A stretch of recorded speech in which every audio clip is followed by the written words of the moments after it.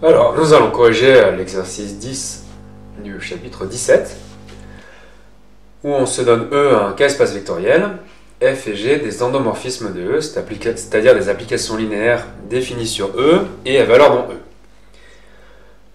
Alors, comme elles vont de E dans E, on peut faire les composés G rond F et F rond G, qui sont encore des endomorphismes de E. Et donc, tous ces endomorphismes ont un noyau et une image, qui est encore un SEV de E. Et donc, on peut essayer de les comparer au sens de l'inclusion, l'image de F, le noyau de F, l'image de G, le noyau de G, l'image et le noyau de G rond F, l'image et le noyau de F rond G. Est-ce qu'il y a des liens entre tous ces sous-espaces vectoriels?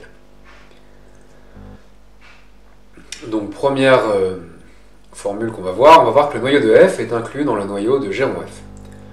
Donc ça, c'est une propriété qui va souvent servir dans les raisonnements, qui est très simple à démontrer, donc il faudra être capable de le redémontrer sans que ce soit forcément dit dans l'énoncé. Donc pour montrer une inclusion, on prend un vecteur à gauche, donc x dans Rf. Donc par définition du noyau, ça veut dire que f de x, c'est le vecteur nul de E ici.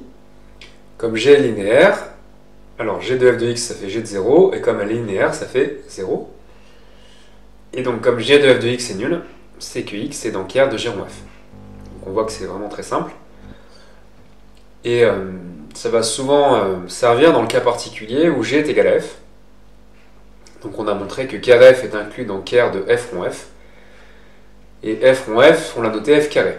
Donc quand on élève à une puissance, le noyau devient plus gros. Alors pour l'image, l'inclusion est dans l'autre sens. Cette fois, c'est l'image de g rond f qui est inclus dans l'image de g. En même méthode, on prend un vecteur dans l'image de g rond f. Par définition, il a un antécédent qu'on appelle x. Donc on a y égale g de f de x. Alors si on note t le vecteur f de x, et ben on a y qui est égal à g de t. Et comme f est à valeur dans E, t appartient à E. Et donc on vient de montrer qu'y a un antécédent pour la fonction g, donc y appartient à l'image de g. Donc là encore c'était très simple. Et dans le cas particulier où f égale gg, on a montré que l'image de f carré est inclue dans l'image de f. Donc c'est l'inverse. Quand on élève à une puissance, on voit que l'image rétrécit, alors que le noyau était de plus en plus gros. Voilà. Alors après, une formule qu'il ne faut pas retenir, c'est juste pour faire un exercice cette fois. On va montrer que Krg inter l'image de f, c'est égal à l'image par f du noyau de g rond f. Donc là, par double inclusion. Donc on prend y dans Krg inter IMF. Alors comme y est dans le noyau de g, g de y est égal au vecteur nul. Comme y est dans l'image de f, y a un antécédent par f qu'on appelle x. Donc si on calcule g de f de x, ça fait g de y, et ça fait 0. Et donc x est dans le noyau de g rond f. Et comme y c'est f de x, et bien f de x appartient à f de K de g rond f. Donc on a bien montré qu'y est dans cet ensemble. Réciproquement, on prend y dans f de K de g rond f, donc y a un antécédent x, et cet antécédent est dans K de g rond f. Alors K de g rond f, comme g rond f est un endomorphisme de E, K de g rond f c'est un sous-espace vectoriel de E, et donc x appartient à E. Et comme y c'est f de x, ben ça prouve qu'y est dans l'image de f. De plus, x est dans K de g rond f, donc si on fait g de y, comme y c'est f de x, ça fait g de f de x, et comme x est dans K de g rond f, g de f de x ça fait 0. Donc on a montré que g de y est nul, ce qui veut dire qu'y est dans K de g. Et donc on a bien y dans l'intersection des deux espaces vectoriels, et donc par double inclusion, l'égalité est démontrée. Alors deuxième question, là c'est pas une inclusion qu'on démontre, c'est un résultat de stabilité. Donc là on suppose que g rond f égale f rond g, c'est-à-dire que nos deux endomorphismes commutent. Et on va montrer que le noyau de g est stable par f.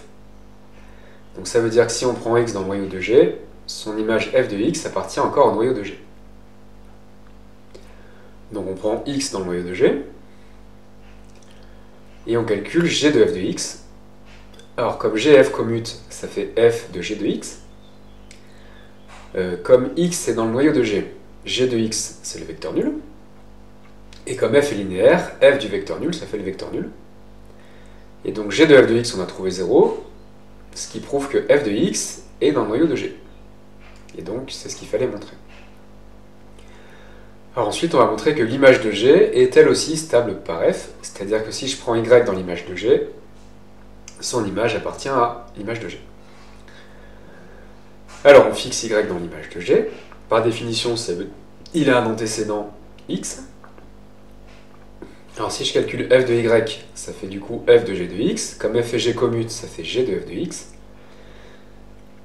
Et donc si on appelle t le vecteur f de x, notre vecteur t appartient à E, et f de y, ça fait g de t.